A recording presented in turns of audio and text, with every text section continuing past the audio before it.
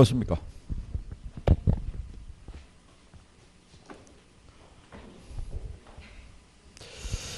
지난번에 그 주택연금 바뀐 거 거기까지 해드린 거죠?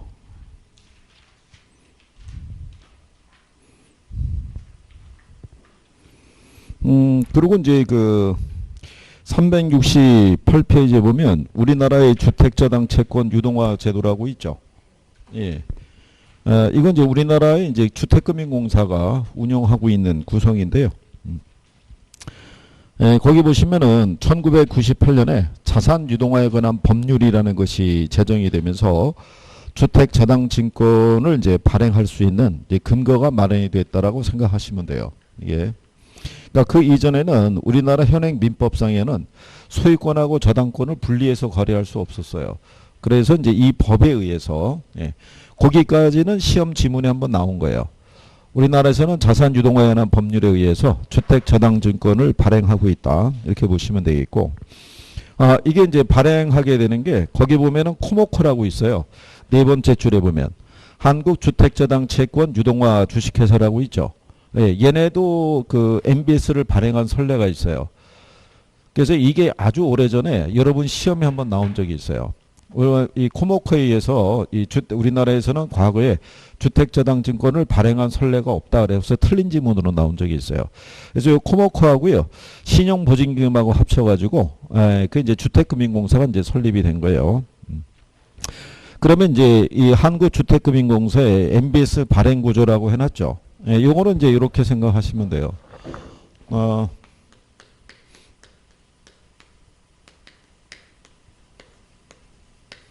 지난번에 주택저당 채권이라고 배우셨죠. 예. 이 주택금융공사는 얘를 기초로 해서 주택저당 증권 있죠. 예, 얘를 발행하고 있고요. 그 다음에 얘를 담보로 해서 주택저당 채권 담보부 채권을 역시 발행하고 있어요. 여기서는 요거는 시험에 나온 거예요. 이렇게 해서 위에 거는 한 2번 정도 인용이 된 거예요. 주택저당 채권은 자 여기 보면은 자금 수요자가 있고요. 가령 예를 들어서 뭐 농협이 있다라고 가정하자고요. 이렇게 거래가 이루어지는 게 1차 시장이에요. 그러면 자금 수요자 소유의 주택이 있죠. 예, 이게 한 5억짜리인데 농협에서 3억을 융자를 해줘요. 그러면 농협은 이 주택에다가 뭐 설정하겠어요? 저당권 설정하는데 만약에 융자해 주는데 이자 조건이 5%고요. 그 다음에 기간이 10년일 때 요 10년 이상의 저당권 있죠. 예, 명칭을 우리가 저당 채권이라고 그래요. 그죠? 예, 그때 이 권이라는 의미가 이게 증서가 아니라 권리라고요. 권리. 이 저당 채권을 갖고 있다는 얘기는 이 저당권에 관한 소유권하고 저당권에 기초한 원리금 수취권을 가질 수 있는 권리. 그게 저당 채권이라는 거예요. 근데 이거는 말 그대로 권리일 뿐이지 현금이 아니잖아요. 그러면 얘네가 이 유동성 문제를 해결하기 위해서 이거를 누구하고 거래할 수 있어요? 주택금융공사하고 거래할 수 있다. 그게 이제 저당 채권의 유동화라고 할 수 있는 거고. 그 다음에 여기 주택금융공사가 있으면 주택금융공사의 대표적인 상품이 보금자리론이죠. 예, 보금자리론 상품은 얘네가 직접 대출해 줄 수는 없어요. 그러니까 시중은행하고 위탁 판매 계약을 체결해서 얘네가 대신 팔아주는 거예요. 그렇죠? 그러면 이 사람이 만약에 농협에다가 보금자리론 대출 신청할 수 있잖아요. 그렇죠? 그러면 대출 승인이 나면 그 돈은 누가 줘야겠어요? 얘가 줘야 돼요. 그럼 얘는 지속적으로 보금자리론 대출 자금을 지원해 주기 위해서는 그 자금은 얘네는 어디서 조달하겠어요? 이거 발행해서 조달하는 거예요. 이 증권을 발행해서. 그러면 얘네는 여기서 기존에 확보하고 있는 저당 채권이 있죠. 예. 이 저당 채권을 기초로 해서 누구에게? 투자자에게 뭐를 발행을 하는 거예요? 증권을 발행하는 거예요. 이 증권을 판매를 통해서 조달한 자금을 공급해 주는 역할을 하는 거예요. 그래서 2차 시장이 주택자금 공급시장이라고 얘기해 준 거예요. 이해하시겠나요? 네, 그런데 명칭은 MBS로 되어 있는데 실제로 발행하는 구조는 이거예요. CMO 구조. 그러니까 다계층이라는 거예요. 그죠? 그래서 옆 페이지에 보면은 계층이 여러 개로 나와 있죠. 발행 구조가. 그렇죠? 예, 이렇게 8개로 이렇게 구성이 되어 있는 거예요. 그래서 이런 식으로 현재 주택금융공사가 운영하고 있다라고 생각하시면 되는 거예요. 그래서 이제 저당증권의 발행 효과에서 보게 되면 주로 대출 금융기관이 있죠. 예, 얘가 입는 혜택이 있죠.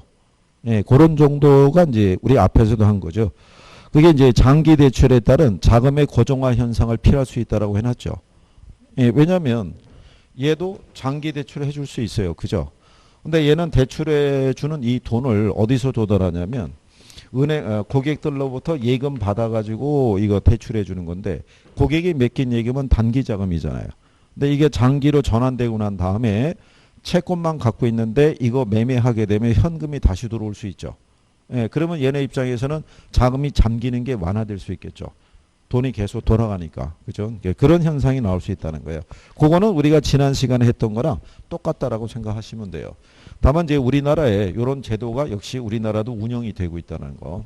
그래서 뭐 그런 정도 알아두시면 될 거예요.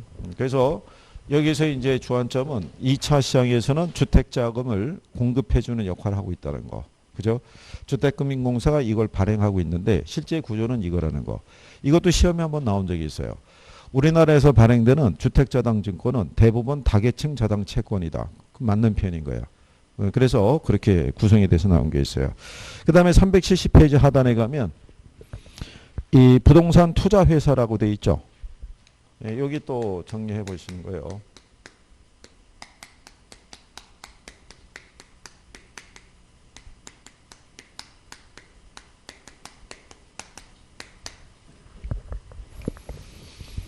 자, 이 부동산 투자 회사 제도도 부동산을 이제 유동화할 수 있는 방법 중에 하나가 되는데 이 원문상에서는 이게 릴 에스테이트 인베스트먼트 이 트러스트라고 그래요. 트러스트가 이제 신탁의 의미인데 우리나라 현행 법률에서는 이게 주식 회사로 설립하도록 되어 있기 때문에 부동산 투자 회사라고 우리가 얘기하고 있다. 이렇게 보시면 되겠고. 이 리츠라는 제도는요. 한마디로 요약을 하게 되면 이게 지분형 간접 투자 방식이에요. 가령 예를 들어서 수도권 신도시 지역 내에 있는 오피스가 하나 매물로 나왔는데 임대율이 한 90% 정도 수준이 돼요. 그러니까 시가는 한 100억 정도로 이렇게 나온 거예요. 근데 신도시 지역이면은 어느 정도 오피스에 대한 수요는 존재하고요. 실제로 점유율이 한 90% 정도 되는 거예요. 그죠? 그러면 여기다가 투자할 때 시세보다 좀 싸게 나온 거예요. 그러면 임대 수익도 기대할 수 있고 나중에 가격 상승에 따른 차익도 기대할 수 있어요. 그죠? 그러면 여기다 투자하기 위해서 부동산 투자 회사 있죠. 얘가 가인가 받아서 설립이 되고 난 다음에 여기에 투자에 필요한 자금이 있죠. 그 자금을 자기가 소유한 지분이 있죠. 네, 지분을 활용해서 투자자로부터 자금을 모집하는 거예요. 그러니까 주식시장에다가 뭐를 발행하는 거예요? 주식을 발행을 하는 거죠. 그러면 여기에 있는 요 투자자들은 반드시 몇 억 이상의 자금이 있어야만 투자하는 게 아니라 가령 예를 들어서 액면가 10,000원짜리 한 100만 주 발행하는 거예요. 그러면 소액 투자자들도 투자할 수 있어요, 없어요? 그러면 좀 더 쉽게 자금을 모집할 수 있을 거예요. 그죠? 안 그러면은 기업이 현재 현금이 없어요. 근데 현금을 바로 조달해야 되는데 가지고 있는 거는 부동산밖에 없어요. 근데 얘를 빨리 팔아야 될 거 아니에요. 근데 100억을 이 한 덩어리로 팔면은 현금화가 안 되겠죠. 근데 이거를 이런 식으로 주식 발행을 통해서 쪼개서 매각을 하게 되면 시장에서 쉽게 유동할 수 있겠죠. 네, 그런 식으로 유도하는 거예요. 그리고 여기 요 부동산 시장에서 필요한 자금을 여기 자본시장에서 조달해서 무슨 시장으로? 부동산 시장으로 연결을 시켜줄 때 얘가 하나의 도관체 즉 파이프라인 역할을 한다라고 생각하시면 돼요. 그러면 그만큼 부동산 시장의 자금 유입이 좀 더 원활해지겠죠. 예, 그래서 이제 이런 특징을 갖고 있는 게 이 부동산 투자 회사 제도라고 생각하시면 돼요. 그래서 소액 투자자들에게 지분권을 판매해서 이렇게 해놨죠. 그 지분권이라는 게 결국 뭐를 발행했다는 얘기예요. 주식을 발행했다 이런 얘기죠. 수집한 자금을 부동산에 투자하고요. 발생한 수익을 투자자에게 돌려주는 회사. 그리고 이제 신탁 또는 조합을 말하는데 우리나라는 신탁이나 조합 형태 리츠는 불가능하고요. 회사 형태로만 리츠를 설립할 수 있다라고 보시면 돼요. 그죠? 그래서 일종의 뮤추얼 펀드하고 성격이 유사하다는 거는 그거는 펀드 매니저가 개인적으로 투자자로부터 자금을 조달해서 투자 운영에서 수익을 내는 구조면 얘네는 뭐를 설립을 해서 회사를 설립해서 좀 더 불특정 다수의 투자자로부터 자금을 유치해서 운영한다는 점이 차이가 있다라고 이렇게 생각하시면 되죠. 그래서 이 특징을 보시게 되면 예, 부동산 지분을 소액의 단위로 표준화 또는 증권한 상품이다라고 얘기를 해주는 경우죠. 그죠? 그 다음에 분산 투자를 통한 위험의 감소라는 것은 여기 있는 부동산 투자 회사가 투자 전문가들로 되어 있다고 보시면 돼요. 투자자로부터 자금을 모집하게 되면 오피스에만 투자하는 게 아니라 다양한 구성으로 이제 자산을 운용하기 때문에 우리가 포트폴리오 구성이 상대적으로 용이하다라고 보시면 되겠고요. 그 다음에 이제 투자 수익의 안전성과 환금성이라고 해놨는데 일단 리치 회사는요. 회사의 성격이 성장성에 초점을 두기보다는 투자자에게 안정적인 배당을 해주는 데 목적이 있다라고 보시면 돼요. 예, 거기다가 이 사람이 직접 투자하게 되면 어떻게 되겠어요? 자기가 나중에 이걸 현금화하려고 그러면 시간 많이 걸리겠죠. 근데 뭐를 매입한 거예요? 주식을. 그러니까 주시장에서 내다 팔면은 현금화가 되기 때문에 유동성 문제는 조금 더 개선이 된다라고 생각하시면 되겠고, 그 다음에 그 자산 운영의 효율성과 그 다음에 투명성이 확보된다는 건요. 예전에는 이 고가의 부동산에 투자할 수 있는 거는 소수의 자산가만 투자 운영할 수 있었고 거래 내역은 외부로 공개가 잘 안 돼요. 근데 여기서 거래가 되는 거는 다 여기서 거래 이루어지죠. 그러니까 투명하죠. 다 공시되니까. 그죠? 예. 그래서 외자 유치에도 도움이 된다라고 이렇게 생각하시면 돼요. 그 다음에 이제 그 밑에 보면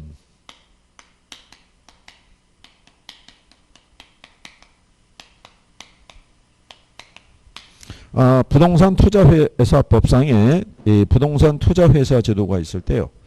여기 보시면 회사의 유형이 세 가지가 있어요. 자기관리 부동산 투자회사가 있고요. 위탁관리 부동산 투자회사가 있고 기업 구조조정 부동산 투자가 회사가 있는데 여기서 얘만 실체형이에요. 얘만 주식회사의 형태를 갖추고 있고요. 얘네 둘은 명목형이에요. 그러니까 얘네는 서류상의 회사인 거예요. 그죠? 그래서 이 자산에 투자 운영을 할 때 얘네는 이거를 직접 해요. 근데 얘네는 서류상의 회사이기 때문에 직접 할 수가 없어요. 그래서 얘네는 뭐를 줘야 되냐면 위탁을 줘야 돼요. 예, 이거를 해주는 회사가 자산관리회사예요. 그러니까 요 자산관리회사라는 거는 여기 있는 두 개의 회사 있죠. 회사의 자산의 투자 운영만을 목적으로 설립한 회사예요. 이 자산관리회사가. 그래서 얘네는 자본금이 70억 이상이고요. 자산운용 전문력을 5인 이상 상근으로 두도록 되어 있어요. 이제 자기관리가 있고요. 뒤로 넘어가면은 위탁관리가 있고 그 다음에 기업 구조조정 부동산 투자회사가 있죠. 뒷페이지에 372페이지에 예, 거기 박스 밑에 가면은 관련 회사 그래서 자산관리회사라고 해놨죠. 예, 그 다음에 그 밑에 가면 투자자문회사라고 있죠.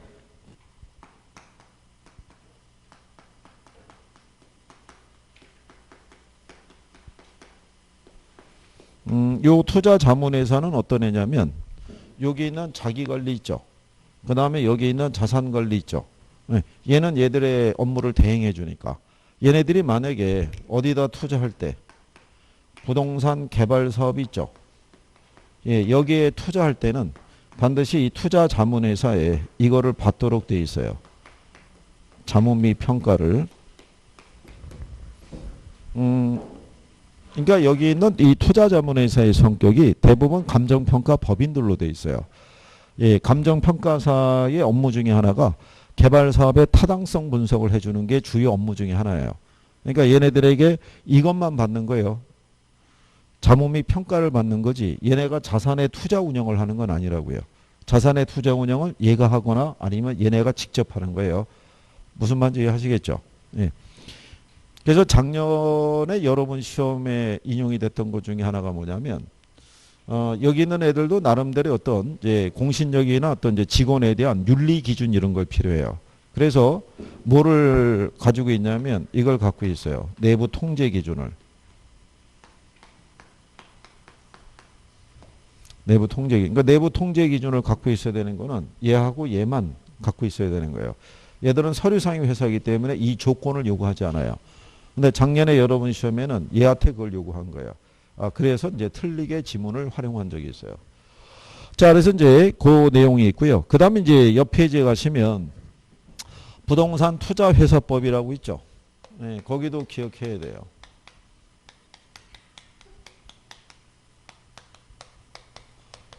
네, 일명 리치법이라고도 얘기하는데요. 네, 그러니까 이 제도에서 시험이 나오든 법을 기준으로 해서 시험을 내든 아니면 두 개 섞어서 나올 때도 있고요. 그래서 여기서는 자기관리 부동산 투자 회사가 있고요. 위탁관리가 있고 그 다음에 기업 구조조정이 있을 때 자 거기 이제 제일 먼저 보시면 법인격이라고 해놨죠. 예, 거기 보시면 2항에 부동산 투자 회사는 이 법에서 특별히 정한 경우를 제외하고는 상법의 적용을 받는다라고 해놨죠. 주식회사이기 때문에 그래요. 예, 그게 이제 시험에 한번 인용이 된 적이 있어요. 예, 그리고 이제 그 밑에 가면 양가로 3번에 5조의 부동산 투자회사의 설립이라고 해놨죠. 예, 발기 설립 방식으로 해야 돼요. 자기가 발행하는 주식 전부를 인수하는 형태로 설립이 돼야 되고 거기 보시면은 상법에도 불구하고 현물 출자에 의한 설립은 할 수 없어요.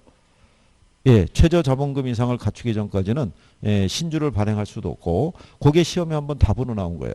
현물 출자를 할 수 있다. 이렇게. 할 수 없다. 예. 구별하시면 돼 있고. 그 다음에 양가로 4번에 가면 설립 자본금이라고 돼 있죠.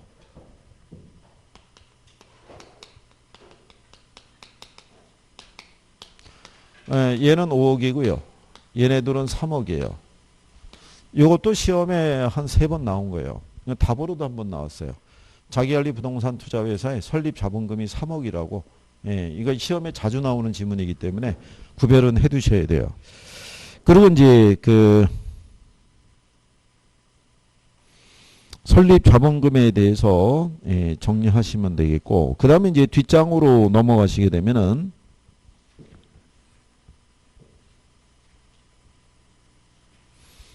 거기 보시면은 그 뒤에 양가로 6번에 가면은 영업 인감이 등록이라고 해놨죠. 예, 일반적인 이제 자기관리 부동산 투자회사는 국장의 인가를 받아야 되는데 위탁관리하고 기업구조정 부동산 투자회사 있죠. 예, 얘네는 등록 요건이에요. 그러니까 인가하고 등록의 차이가 있다라는 거. 그 다음에 이제 양가로 7번에 가게 되면 최저 자본금이라고 있어요. 얘는 70억이고요. 얘네들은 50억씩이에요.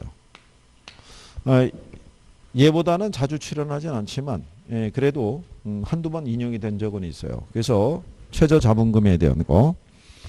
그 다음에 거기 양가로 8번에 가게 되면 위탁관리 부동산 투자회사의 지점 설치 금지라고 해놨죠. 그거는 또 자주 쓰는 지문이에요. 그러니까 위탁관리 부동산 투자회사나 기업구조정 부동산 투자회사 있죠. 얘네들은 서류상의 회사이기 때문에 본점에 지점 설치할 수 없고요. 직원을 고용하거나 상근 임원을 둘 수 없어요.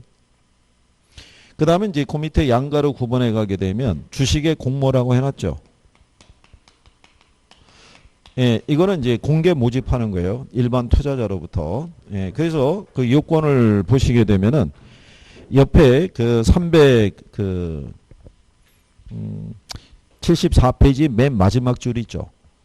거기 하면 부동산 투자회사는 영업인가를 받거나 등록을 한 날부터 그 몇 년 이내, 2년 이내에 발행하는 주식 총수의 100분의 30 이상을 일반의 청약에 제공해야 된다라고 해놨죠.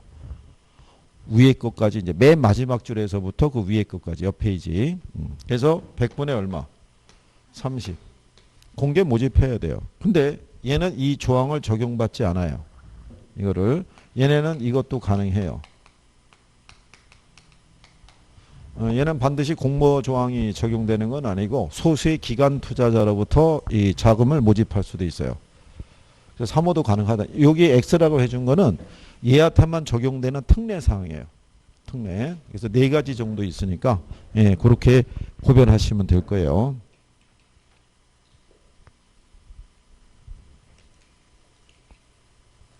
그래서 거기 보시게 되면은 그 375페이지 중간에 가게 되면 동그라미 5번이 있죠. 양가로 3번이 쭉 내려가면 거기 하면 굵은 글씨로 기업 구조적 부동산 투자회사는 이 규정을 적용받지 아니한다. 3호도 가능하다 이렇게 해놨잖아요. 명시 다 했으니까. 예. 그 다음에 이제 양가로 10번에 가게 되면 뭐가 있냐면 주식 분산이 있어요. 요 주식 분산의 의미는 1인당 주식 소유 한도예요. 그죠? 얘네는 주주 1인과 그 특별 관계자는 100분의 50을 초과해서 주식을 소유할 수 없는데 얘는 이 조항을 적용받지 않아요. 그러니까 이것도 기업 구조적 부동산 투자회사에게 적용되는 특례 사항이라고. 그래서 거기 보면은 2항에 보면 나와 있죠. 굵은 글씨로. 기업 구조적 부동산 투자회사는 이 규정을 예, 적용받지 아니한다라고 명시가 되어 있는 거예요. 그죠? 그래서 그렇게 구별하시면 되겠고.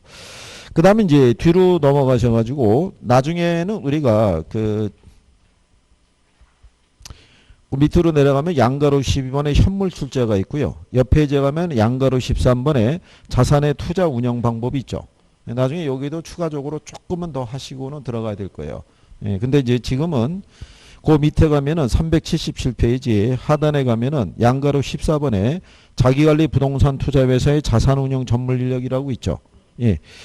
뒷페이지 넘어가시면 이것도 알아는 두셔야 되는 게 뭐냐면 여러분이 여기에 해당이 되니까 맨 위에 박스 밑에 가게 되면 자 감정평가사 또는 공인중개사로서 해당 분야에 5년 이상 종사한 사람이 있죠.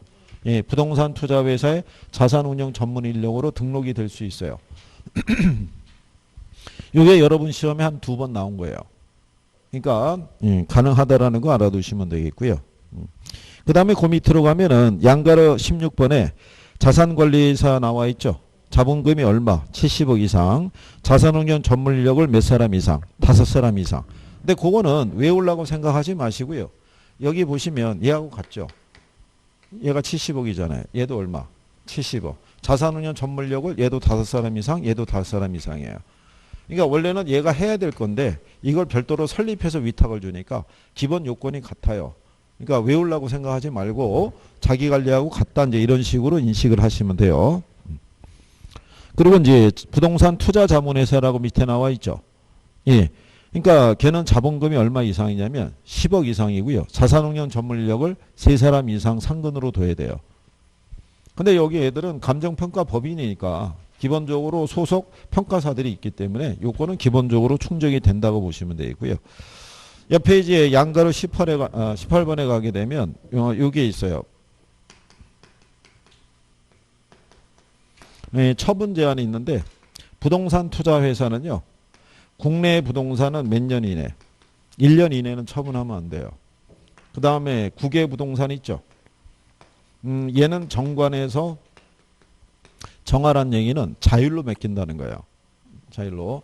그건 왜 그러냐면 해외 부동산에 투자하잖아요. 그러면 거래할 때 화폐가 우리나라 원화로 거래하는 게 아니라 현지 화폐로 거래하잖아요. 달러나 엔화나. 그러면 환차손이라는 게 있을 수 있으니까 해외 부동산은 이 처분 제한에 기간을 두질 않아요. 그리고 얘도 그 조항을 적용받지 않아요. 왜냐하면 기업의 구조조정을 지원해주는 역할하니까 빨리 팔아줘야 될 거 아니에요. 예, 그러니까 그런 역할이라고 생각하시면 되고 그리고 부동산 투자회사는요. 나지 상태로 토지를 취득해서 나지 상태로 팔 수는 없어요.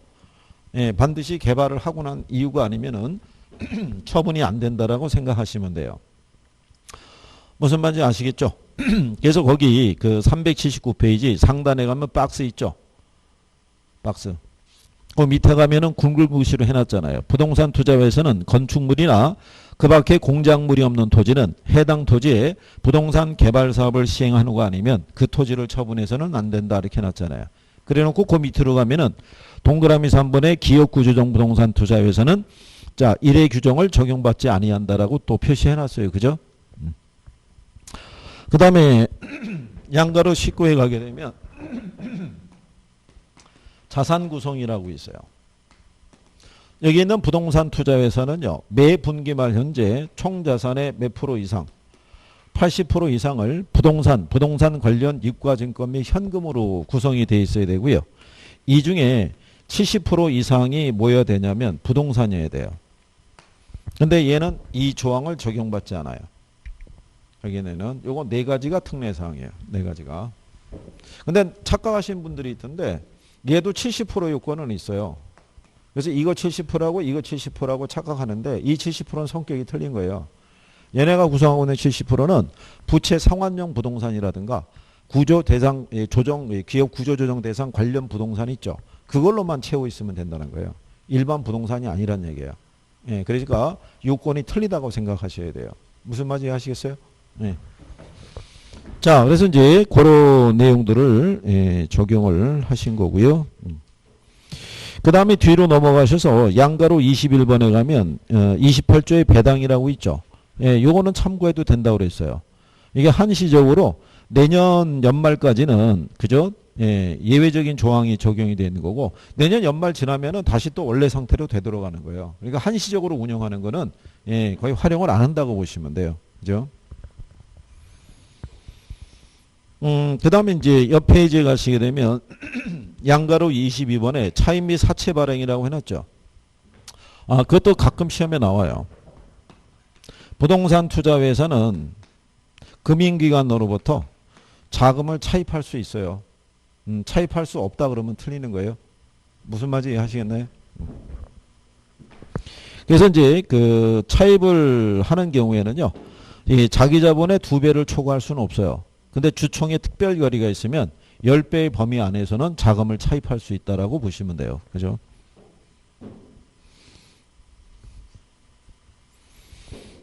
그리고 이제 뒤로 넘어가셔가지고, 예, 거기 양가로 25번에 가면은 자산 보관의 위탁이라고 해놨잖아요.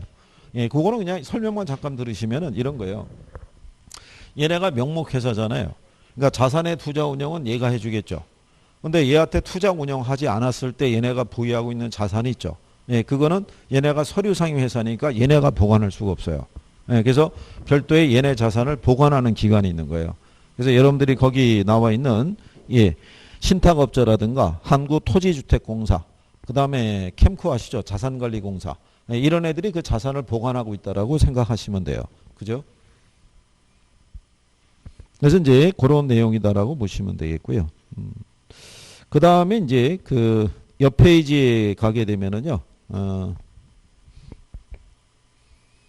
거기 양가로 26번에 가게 되면 투자 보고서를 이제 공시하도록 되어 있고요. 그 보고사항이 있는데 보고사항까지는 뭐 지금은 참고 안 하셔도 그냥 참고하셔도 될 거예요. 뒷페이지 넘어가시면은 그 하단을 쭉 내려가면 양가로 30번에 기업 구조적 부동산 투자 회사에 관한 특례라고 해놨죠. 예, 그 이 특례가 그 385페이지 가면 위에서 한 6번째 줄 있죠. 거기 가면은 동그라미 2번이라고 있죠. 박스 위에. 예, 거기 보면 기업구조적 부동산 투자회사에 대해서는 제14조의 8호, 제24조의 제1항, 2항 및 제25조의 1항을 적용하지 아니한다라고 해놨죠. 예? 예, 그게 이거예요. 출판에 해준 거. 근데 이게 법 조문을 들어가게 되면 이렇게밖에는 명시가 안 돼 있어요. 그러니까 여러분들이 이거를 찾기가 쉽지 않을 테니까 여기다가 그냥 따로 구분을 해준 거예요. 이 조항이라, 이 항목이라고. 그래서 그렇게 정리하시면 되겠고요. 자, 그 다음에 이제 뒤쪽으로 넘어가시게 되면, 그러죠? 이번에 모의고사는 많이들 보셨나요? 네. 성적에 뭐 크게 연연할 건 아닌데, 어쨌든 6시험이 넘으면 잘 보신 거고, 그리고 이제 이 문제도 풀 때도요, 자신감이 중요해요. 한번 자기가 성적이 조금 나오면, 되는구나 싶어가지고 조금 더 열심히 할 수 있어요. 그래서 기본적으로는 전략은 3, 4월까지는 경제를 조금 마무리해 두시고 5, 6월이 되면은 투자하고 금융이 있죠. 예, 그 부분을 조금 해소를 하게 되면 나중에 여러분들이 자기 점수를 가져갈 수 있을 거예요. 예? 그 모의고사를 보면 성적이 일정 수준 이하로 안 떨어져요. 거기가 어느 정도 해소가 되면. 간평이 이론 나오면 그래야지 어렵진 않아요. 간평이 용어만 좀 정리하시면은.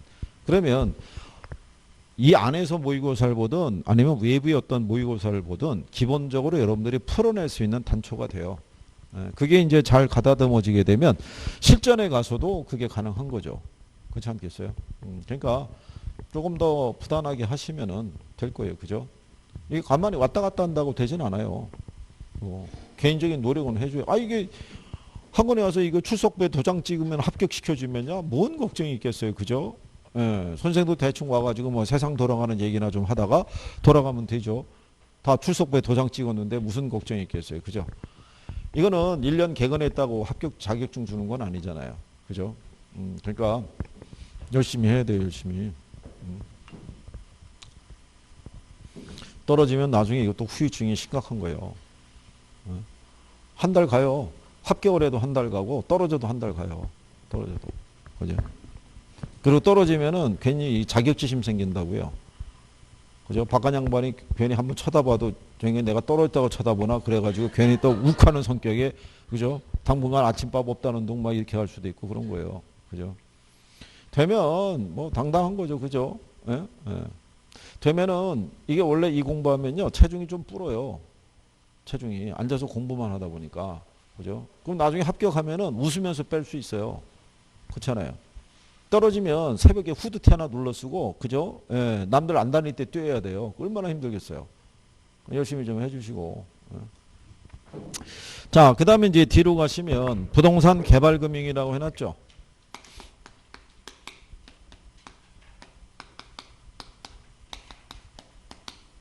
부동산을 개발을 하기 위해서도 역시 뭐가 필요하냐면 자금이 필요하죠.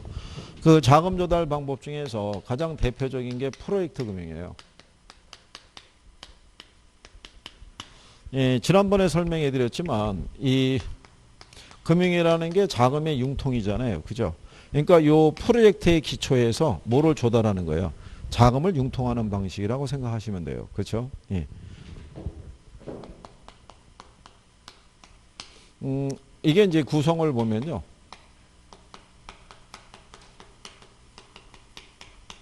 네, 프로젝트 사업주가 하나 있어요.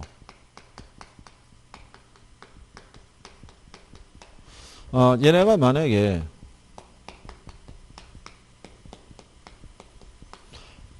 수도권에 있는 동탄에서부터 강남까지 연결하게 되는요. 대심도 이 지하철 공사에 따른 사업권을 따냈어요. 사업권을 따냈는데 총 소요되는 공사비가 한 2조 정도 들어간다. 뭐 이런 가정이에요. 그죠? 근데 이 사업을 추진하려고 그랬더니 요 H개발의 주주들이라든가 투자자들이 반대하는 거예요. 요즘같이 경기가 어려울 때 이렇게 막대한 자본이 투자돼 가지고 잘못되면은 여기도 다칠 수 있을 테니까. 또는 아니면 얘네가 사업 전망에 약간 불투명하다 뭐 이런 판단이 되게 되면 따내긴 따냈는데 그 위에 시장 상황이 달라질 수도 있어요, 없어요? 달라질 수도 있죠. 그런데 얘네가 이것만 하는 게 아니라 여러 가지 또 사업을 같이 추진하고 있으면은 자금을 조달하는 여력도 쉽지 않다는 얘기죠. 시중은행도 너무 많이 벌리면은 리스크가 커지니까 대출 안 해줄 수가 있어요. 그죠? 그러면 여기 있는 프로젝트 사업주는 별도의 뭐를 하나 만드는 거예요. 예, 프로젝트 회사를 하나 설립하는 거예요. 가칭, 뭐 주 동탄 그래가지고 얘네한테 이 사업권을 갖다가 넘겨주는 거예요. 이쪽으로. 그 넘겨주니까는 법적으로 보면은 세우기는 얘가 세웠어도 법적으로 보면은 절연돼 있는 독립된 회사라는 거예요. 그렇죠? 예, 그래서 신용이 절연돼 있다라고 얘기하는 거예요. 그리고 이제 얘는 사업권을 넘겨주는 대가로 이 회사에 일정한 지분을 갖게 되거나 아니면 나중에 사업이 성공을 했었을 때 일정한 부분에 대한 배당을 받거나 뭐 이런 식으로 이제 약정이 돼 있겠죠. 그죠? 그러면 요 프로젝트 회사는 누구를 통해서 예, 투자자를 통해서 자금을 조달을 할 때 요때 요 투자자들은 여기 있는 프로젝트 사업주를 보고 투자 들어가는 건 아니고요. 이 사업으로부터 앞으로 발생할 수익성 있죠. 예, 그거를 보고 이제 투자를 들어가는 거예요. 이게. 예, 그래서 그런 구조로 운영이 되는 게 이제 이 프로젝트 금융의 논리다라고 보시면 돼요. 그죠? 그래서 이 거기 보시면은 이 프로젝트 금융에 대한 거는요. 특정 프로젝트로부터 향후 일정한 현금 흐름이 예상이 될 때 사전 계약에 따라 미래에 발생할 현금 흐름과 사업 자체의 자산을 담보로 자금을 조달하는 금융기법이다라고 보시면 돼요. 그죠? 그러니까 여기는 그 밑에 가게 되면 또 굵은 글씨 나왔죠. 이 사업주의 신용은 관계없어요. 이게 별도의 회사이기 때문에 이것만 갖고 이 투자자를 모집하는 그런 케이스라고 보시면 돼요. 그죠? 그래서 요 프로젝트 금융의 특징 중에 하나가 뭐냐면 거기 첫 번째로 보시게 되면 신용이 뭐가 돼 있다고 그래요. 예. 좀 아까 말씀드린 것처럼 프로젝트 사업자하고 프로젝트 회사하고는 절연돼 있다라고 표현을 해요. 그러니까 신용이 분리돼 있다라고 이렇게 보시면 되어 있고요. 그 다음에 이제 두 번째가 뭐냐면 비소구 혹은 제한적 소구금융이라고 얘기를 해요. 만약에 이 사업이 성공을 하면 관계가 없는데 사업이 잘 안 될 수도 있잖아요. 그러면 얘네가 채권 추심이 들어갈 수도 있죠. 네, 근데 그거는 요 프로젝트에 관련된 요 자산에 한해서만 추심이 들어갈 수 있고 일루는 못 들어간다는 얘기예요. 그래서 무슨 금융이라고 그러는 거예요? 비소구 금융이라고 얘기를 해요. 그죠? 옛날에 왜 우리나라에서 이 어음 발행하잖아요. 어음을 발행하게 되면 뒤에 배수한 사람들은 다 연대 책임이에요. 추심이 거꾸로 다 들어간다고요. 근데 얘는 그게 안 들어간다고요. 얘가 세웠어도 여기 안에서만 청산이 들어가는 거예요. 근데 요즘은 사업 규모가 크고 리스크가 좀 크게 되면 이것도 요구해요. 얘네가 이 사업권만 넘겨주는 게 아니라 추가적으로 출자를 더 추가적으로 요구하거나 뭐 이런 경우도 있어요. 그래서 여러분 시험상에서는 여기까지 나와요. 비소국 혹은 제한적 소구금융의 성격을 띠고 있다. 옛날에는 그냥 소구냐 비소구냐 요것만 갖고 지문을 줬는데 여기까지 이제 지문을 써요.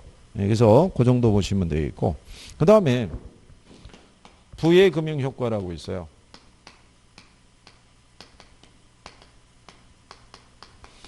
여기서 투자자로부터 돈을 만약에 차입을 할 수도 있잖아요. 그죠? 그러니까 여기 있는 투자자가 말 그대로 투자할 수도 있고요. 아니면 돈을 뭐 해줄 수도 있어요. 근데 만약에 투자라든 대출이라든 간에 자금을 조달하게 되면 부채로 기록이 될 거 아니에요. 예, 그거는 이 프로젝트 회사의 대차대표에 나타나지 여기하고는 관계가 없는 거예요. 그러니까는 여기서 돈을 만약에 1조를 차입했더라도 얘네 부채 비율은 변화가 없어요. 그러니까 얘네가 별도로 사업을 추진할 때는 어려움이 없다는 얘기예요. 부채 비율이 급격히 높아지게 되면 얘네 주가에도 영향이 있을 수가 있겠죠. 근데 그게 변화가 없다고요. 여기에만 나타난다고요. 그래서 이 부자가 장부 부자예요. 그러니까는 장부에서는 나타나지 않는 효과가 존재하는 거예요. 그죠? 그래서 이제 부의 금융 효과라는 게 있고요. 그 다음에 이해 당사자 간에 뭐가 가능하겠어요? 예, 위험 배분에 대한 것이 있어요. 그죠? 자, 거기 보시면 이런 거예요. 프로젝트 회사는 기존의 채권자나 지분 투자자가 없기 때문에 예, 거기 그 보게 되면 백지와 같은 상태에서 참여자들이 위험 기피 성향에 따라 위험을 배분하고 그 수익에 따른 선순위 또는 후순위 청구권을 갖게 되기 때문에 그렇죠? 예, 그래서 이해 당사자 간의 위험 배분이라는 논리가 성립하는 거예요. 그 얘기는 무슨 얘기냐면 이 기존에 있는 회사는 이미 투자내가 있잖아요. 그렇죠? 근데 얘네가 신규 사업을 하게 되면 여기 또 투자 들어간 애들이 있죠. 얘들도 리스크가 있고 신규로 확장하면서 기존의 투자자도 역시 리스크를 같이 감수해야 되는 문제가 있는데 여기는 이게 처음 하는 거 아니에요. 그러니까 기존에 투자자가 없다고요. 기존에 이 회사에 투자한 지분 투자자도 없는 거예요. 그러면 지금 새롭게 투자한 애들끼리 위험을 배분할 수 있다고요. 여기서 만약에 주식 발행의 형태로 투자자를 모집하게 되면은 우선주에 투자하느냐 보통주에 투자하느냐에 따라서 리스크의 부담 크기가 틀려요. 무슨 말인지 아시겠죠? 또 대출을 해주더라도 선순위 후순위 청구권 있죠. 예, 그 부분이 틀리기 때문에 이해 당사자 간의 선택에 따라 위험이 나눠질 수 있다라고 얘기해 주는 거예요. 그리고 이제 또 하나 특징 중에 하나가 뭐냐면 이게 현금 흐름에 기초한 여신이라는 건 뭐냐면 얘네들이 투자 들어가면 나중에 이 여기서 발생하는 수익으로 배당해 줘야겠죠. 예. 그러면 여기서는 이 투자자에게 줄 수 있는 게 이거 하나밖에 없어요. 이 사업으로부터 발생하는 현금 흐름이 있죠.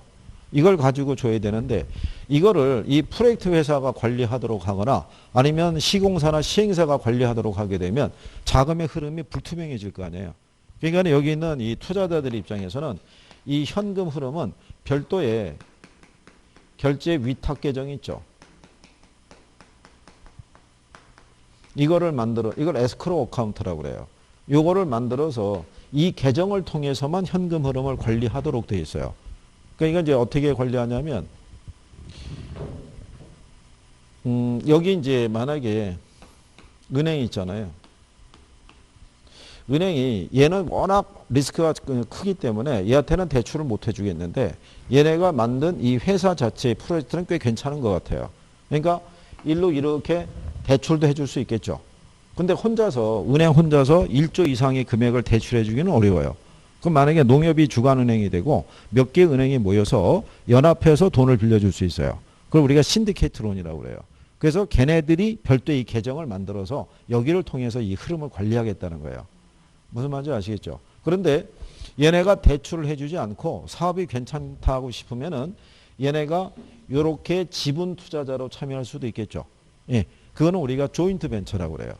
그래서 조인트 벤처가 이제 지분 금융의 일종이라고 얘기해 주는 거예요. 그래서 이런 식의 흐름이다라고 보시면 돼요. 그래서 이제 그런 내용이고요. 예, 그래서 387페이지 하단에 가면은 장점 나와 있죠. 예, 장점은 이런 거예요. 이 프로젝트 사업주 있죠. 얘가 신용이 낮더라도 자금을 조달할 수 있는 거예요. 얘하고는 관계없으니까. 무슨 말인지 아시겠죠? 그러니까 오로지 제목대로 프로젝트에 기초한 자금 융통 기법이에요. 그렇죠? 네, 그래서 거기 사업주의 신용이 낮더라도 유망한 프로젝트는 대출이 가능하다라고 얘기하는 거죠. 무슨 말인지 아시겠죠? 근데 뒤로 넘어가시면 단점이 있죠. 단점. 단점이 뭐냐면 이게 되게 복잡해요. 그리고 기간도 길고 막대한 자금이 소요되는 거예요. 원래 이 프로젝트 금융의 시초는 유전 개발할 때 썼던 방식이에요. 근데 유전이라는 게 상당히 불확실하잖아요. 터지면 대박이 나는 건데 그게 안 터지면 뭐 끝나는 거지. 얼마 전에 잠깐 언급이 됐었는데 옛날에 우리나라도 제7광고라고 혹시 개발했던 거 기억나시나요? 대륙봉 뭐 해가지고 저쪽에 그 공해상에다가 일본 애들 가까운 그쪽에다 해갖고 결국 실패했던 거죠. 근데 요즘 뭐 다시 뭐 거기 뭐 한 번 또 추진해 본다고 얘기하는데 집안이나 이런 구성이 석유가 있을 만한 구성은 아니기 때문에 그래서 안 그러면 석유 쓰려고 그러면 우리도 중동 애들처럼 일부가 사막이 돼가지고 그죠? 한 뭐 3분의 1은 사막으로 놓고 이제 거기서 석유가 좀 나오면 모를까. 근데 전 세계적으로 봤을 때 석유라는 자원이 중동에서도 캐더라도 걔네도 한계가 있을 거예요. 계속 캘 수는 없고. 미국 애들이 석유 자원은 또 많죠. 걔네가. 많더라도 걔들은 많이 안 캐죠. 일부만 캐서 쓰고 있으니까. 그러니까 넓으면.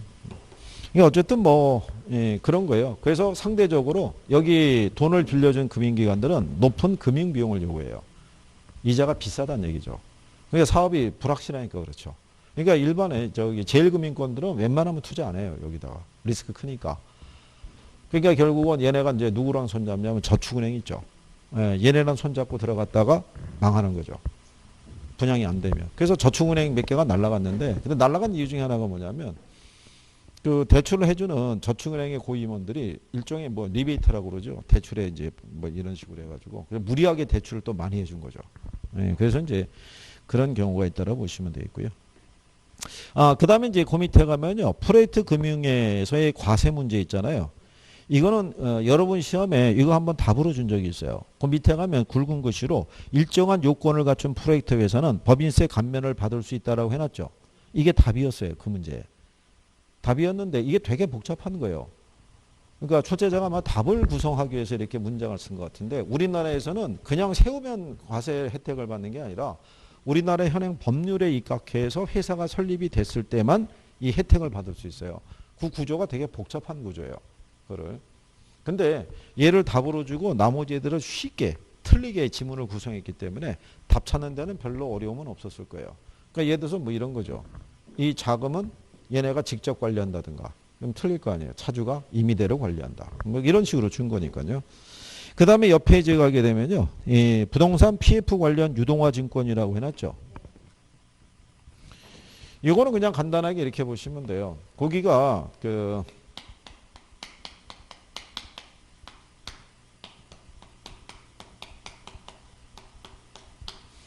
요즘은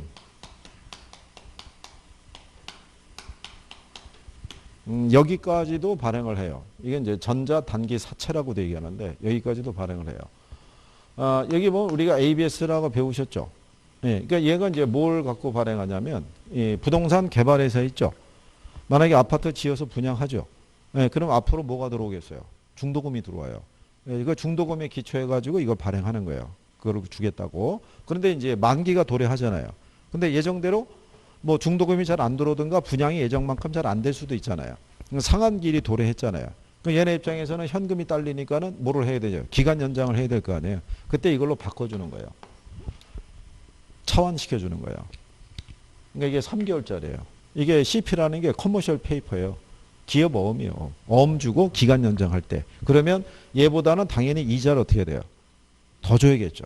예, 그런 식으로 이제 발행하는 거라고 생각하시면 돼요. 근데 다 부채금융이에요. 그죠? ABS잖아요. B가 들어가. 이게 B가 백의 의미라고 그랬잖아요. 그러니까 자산을 담보로 발행하는 증권 또는 기업원 뭐 이런 식이라고 보시면 돼요. 그래서 이게 오래전에 얘네 둘이 시험이 한번 나온 적이 있어요. 둘의 비교를 통해서. 얘는 자산 유동화에 관한 법률에 의해서 발행이 되는 거고 그러니까 상대적으로 기간이 길어요. 얘는 상법의 규정에 의해서 발행하는 어음이에요. 그러니까 얘는 상대적으로 기간이 짧은 거예요. 그죠? 근데 요즘은 또 이걸 발행하고 있는 거예요. 이게. 그러니까 이것까지 안 나올 거예요. 이거 나오면 또 안고 쓰러질 거 아니겠어요? 그죠? 예, 이거 하는 것도 힘들어 죽겠는데 그렇지 않겠어요? 예. 그러니까 선생이 강의할 때는 어느 정도는 잘라서 얘기해 드리는 거예요. 이걸 다 한다고 좋은 게 아니거든요. 우리가 간평에 가게 되면 수익 방식 있잖아요. 그게 종류가 되게 많은 거예요. 그게 직접 환원법이 있고 이 수익 환원법이 있어서 수익 환원법의 종류가 많다고요. 근데 거기까지 시험이 안 나온다고요. 안 나오니까 저희가 잘라서 해드리는 거예요. 잘라서. 다 한 다음에 이것까지 다 알아갖고 의미가 없잖아요. 죽어라고 가르쳐놨는데 시험이 안 나오면 소용이 없잖아요. 그럼 여러분 입장에서는 시험 끝나고 무슨 생각하겠어요? 이렇게까지는 안 했어도 됐는데. 그러니까 여러분들이 제일 좋아하는 거는 쉽게 배워서 쉽게 합격하는 걸 제일 좋아하는 거예요. 그냥. 그러니까 어느 정도 선에서 자르는 거죠. 여러분들이 만점에 도전해야 되면 올해 저기 주택관리사 보호 시험은 상대평가예요. 걔는 성적순을 자른다고요. 예. 예? 뭘 어떻게 해요? 여러분하고 관계없잖아요. 근데 거기가 올해 그 채용 인원을 발표한 거예요. 한 1,700명 정도 뽑겠다고. 근데 평균적으로 한 2,500명 정도 뽑았다고요. 거기가. 그러니까 학생들의 입장에서는 상대평가지만 1,700명까지는 뽑아준다고 그러니까 그나마 다행이잖아요. 기회가 있는 거예요. 만약에 상대평가인데 500명만 뽑겠다고 그러면 치열할 거 아니에요. 그렇지 않아요?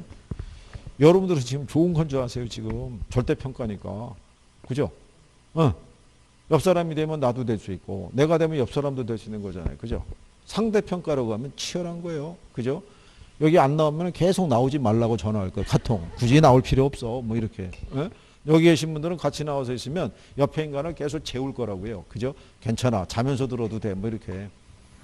그래도 여기도 쟤도 언제 바뀔지 모르는 거예요. 아니 한쪽이 상대평가로 갔으면 얘들도 그 영향을 받을 수도 있죠. 그렇잖아요. 그러니까 빨리 해서 이 바닥을 뜨는 게 제일 좋죠. 뭐. 자, 그리고 그 밑에 있는 이제 메자닌 금융에 대해서는 지난번에 말씀을 드린 거예요. 그죠? 주식과 채권의 양면성을 갖고 있는 거예요. 기업에서 회사채를 발행을 하면서 옵션을 걸어 놓는 거예요. 나중에 우리 기업이 혹시 상장을 하게 될 때 그때 발행하는 주식 있죠. 주식하고 이제 교환을 해주겠다는 거예요. 그게 이제 전환사채의 논리인데 만약에 여기 S라는 기업이 있는데 얘가 비상장 기업이에요. 그러면 액면가가 만약에 한 5천 원 한다라고 가정하자고요. 근데 얘네가 이번에 채권을 발행을 했어요. 한 100억 규모로. 이거를 A가 샀어요. 투자자가. 그죠? 근데 비상장 기업의 채권 사봐야 큰 수익을 기대하기 힘들잖아요. 그러니까 판매가 잘 안 될 때 얘네가 옵션을 제공하는 거예요. 우리 상장 계획이 있는데 나중에 얘를 뭐 시키면 상장을 시키면 네가 산 이 100억짜리 채권을 뭐로 바꿔주겠다는 거예요. 주식으로. 근데 이게 상장을 하게 되면 가치가 5만 원이 될 수도 있고 그 이상이 될 수도 있잖아요. 그러면 바꿔줄 때 주당 5만 원으로 바꿔주는 게 아니라 이걸로 바꿔준다는 거예요. 5천 원으로. 그러면 차익이 어마어마할 수 있어요, 없어요? 있을 수 있죠. 이게 우리나라의 대표적인 S라고 하는 재벌그룹에서 이렇게 해가지고 이 불법적인 증여한 거라고요. 이게. 그래서 이번에 아마 곧 뭐 사과해야 되니 뭐니 뭐 그거 해야 될 때 아마 얘기하겠죠, 뭐. 그죠? 그래서 이게 여러분 시험에 한 번 딱 나온 거예요. 매자님 금융에 대해서.